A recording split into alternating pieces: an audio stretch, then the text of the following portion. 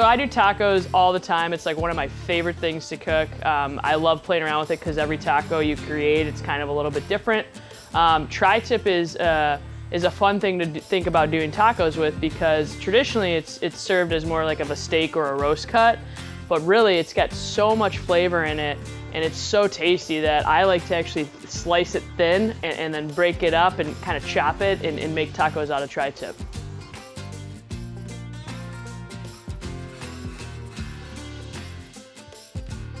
So what we're gonna do is we're gonna start with this bad boy, and you can see I got the fat cap end here and I have the back end here. And what I wanna do first is give a nice trimming to it. So we're gonna cut away a lot of this silver skin and fat on the back end completely. So we're just gonna start, I like to use a nice fillet knife and just get under it as best as I can, and then just move my way through. Silver skin, as you can see, it's a membrane, it doesn't really break down the easiest, so cutting it off is important. It's okay if you get a little bit of the meat, it's not the end of the world. Getting that silver skin out is more important. And then we want to go to the fat cap side. And I like to trim all of this off, especially for the searing of this guy. It's a personal preference. You can leave a little bit on if you want, but there tends to be some silver skin that runs underneath it, so we're just going to trim it off as we go.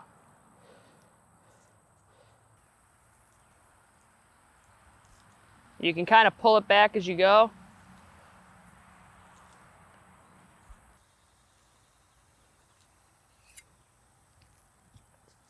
So yeah, it's thick, it's hard, not gonna render down. That's why we're cutting it off.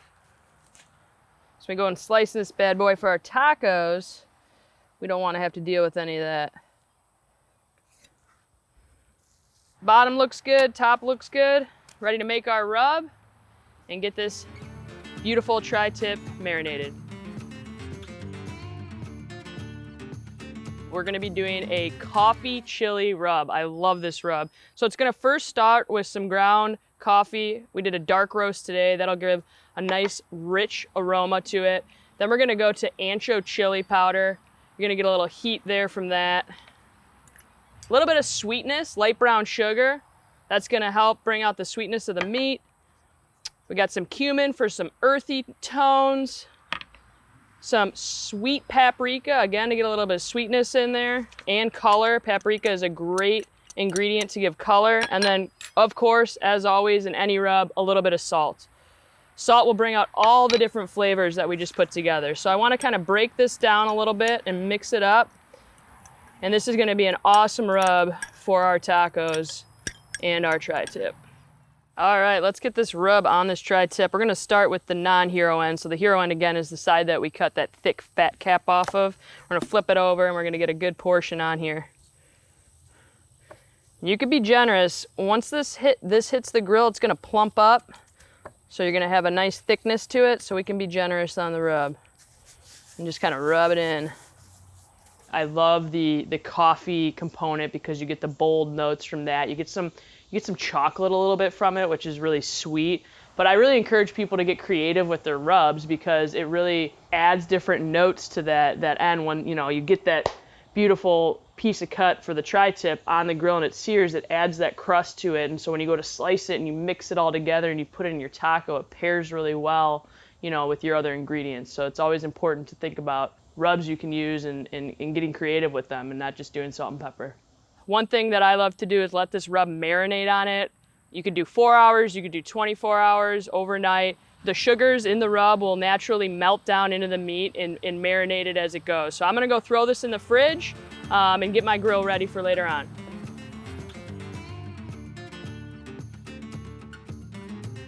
All right, I just took my tri-tip out of the refrigerator and marinated. It looks lovely. I set my SmokeFire up to a high heat. We're gonna do a nice sear and then go over indirect on this one. So the way to set that up inside the SmokeFire is we have our water kit pan, which is a foil pan that is above the flavorizer bars, and you fill it with water on the left side of the grill, and our right side of the grill is gonna be where we're gonna be doing our direct sear. So I'm just gonna place this bad boy on over the direct side. Close my lid down. And then I already have the probe connected into it, and we got the tri-tip base core cook program. I'm ready to go. We're gonna do 5 minutes aside and then go indirect, change the grill down to a little bit more of a lower temperature, and let that internal temperature rise inside the tri-tip. All right, so our tri-tip has been on there about 5 minutes, so we're gonna give it a nice flip over that direct heat. Keep it on the right side of the grate. Oh yeah, money. Look at that. And give our lid a close, another 5 minutes or so, and then we'll move it over indirect. So if I were to put this whole big tri-tip on, it's gonna plump up, it's gonna become around 2 inches thick. That's a big steak. Even a steak that's 2 inches thick, or a roast, if I were to cook that over direct heat the whole time, the meat will cook from the surface in. And so you're not gonna, if you want like a medium or a medium rare, that perfect, you know, pink center from top to bottom, you're not gonna get that with just keeping it over direct heat. You may get like some browning, overdoneness, a little bit of pink in the middle, and then overdoneness. So when we say a perfect medium or a perfect medium rare, we're really looking for the surface to be seared, caramelized, and then from top to bottom, as you cut into that meat, we want it to be nice and pink center for a medium doneness on this tri-tip. So by searing it just for about 5 minutes aside over that high heat on the direct area on the SmokeFire, and then moving it over to that, you know, indirect zone with the water acting as the baffle and kind of reducing the temperature down, that'll give us the crust on the outside, but let the internal temperature of the meat slowly rise up, so I'm getting a nice, perfect from top to bottom pink center. And we're gonna dial down our temperature to a more medium heat. We're looking for around 400. And what this will do is allow it to slowly come up to that perfect medium temperature that we chose in our Connect app. And so we'll just let it kind of go over that water pan and continue to cook. And one other thing to point out too, when you talk about donenesses in the Connect app, is internal temperature and pull temperature versus your final doneness temperature. They're two different things. So meat by nature will continue to cook when you take it off the grill. And I just want to point out that the Connect app does a really good job to alert you to pull it before it hits that final doneness. All right, we're there. 117 pull temperature for a good medium. Woo! Look at that. So take that off. And you can see I probed it into the thickest part of the tri-tip, and that'll give the best accurate reading to the center of it for that nice medium doneness. I'm gonna close my lid, unplug my probe. We're gonna bring this inside. We're gonna let it rest for about 20 to 30 minutes because resting is really, really important for the meat to relax, for the moisture to go back in the meat, and then we'll talk how to build this beautiful roast into some lovely tacos. So bring it inside.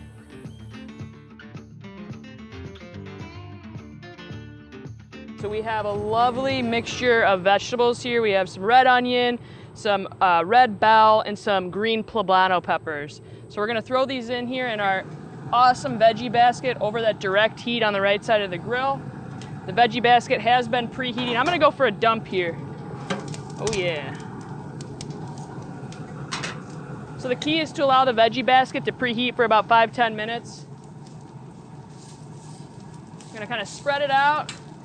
Close our lid, give it a couple minutes, turn it up, couple minutes, turn it up, get them nice and caramelized, and then that'll be a beautiful topping on our tacos. I like doing bell peppers and onions in any taco. I like serving them off to the side. If you have some vegetarian people that are at your house, you can throw some mushrooms in there as well and kind of integrate that into the recipe and kind of have it off to the side for people that, you know, maybe don't want to eat the tri-tip today and just want to have a healthier taco. You know, they could focus on those lovely caramelized, sweet, and savory vegetables.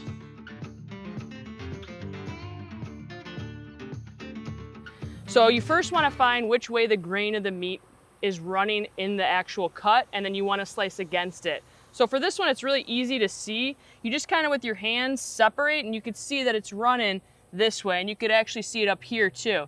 So we kind of want to go on an angle and against it. And as we go across, you'll see it's kind of more this way. So it's fanning this way, so we're gonna cut against it this way.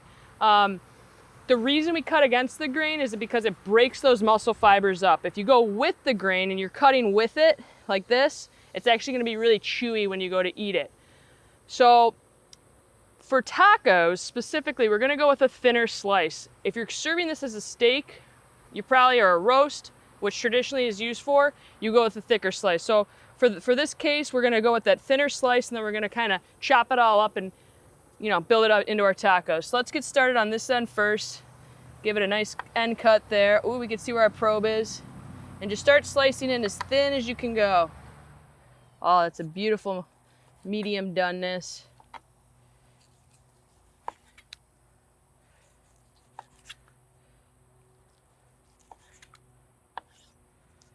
Put these over to the side.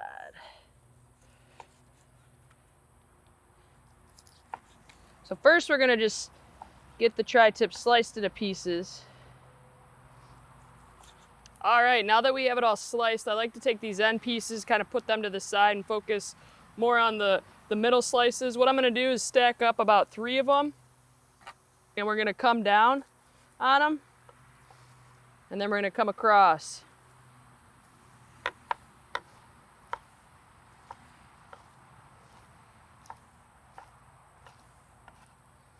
Nice bite-sized pieces. So when we build our tacos, be nice and tasty. And all these juices are really good to slather up in there.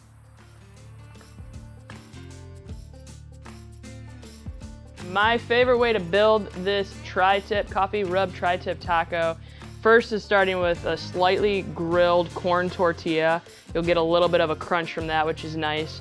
Then I base it with a little bit of a generous portion of the chipotle adobo sauce, the sour cream or Greek yogurt, whatever you used. I base that around, leaving a little bit of a gap on the edge of the tortilla. From there, I take my caramelized, beautifully grilled onions and bell peppers and poblano peppers. I kind of do a little handful of those. Then I take my seared, chopped up, beautiful, against the grain tri-tip, put that down, a layer of that. From there, it's kind of like, I like to build up. So then I do a big chunk of avocado. I just take avocado literally and I smash it. I'll add a little bit of salt to it, maybe a little bit of fresh squeezed lime, mix that up, dollop of that, because avocado really goes well with really any taco in my opinion. And then from there I take my beautiful radishes and I do a couple slices of those as kind of like the top of the taco. Gives it some depth, looks really visually appealing on top of that green guacamole. And then I hit it with some minced cilantro and you're good.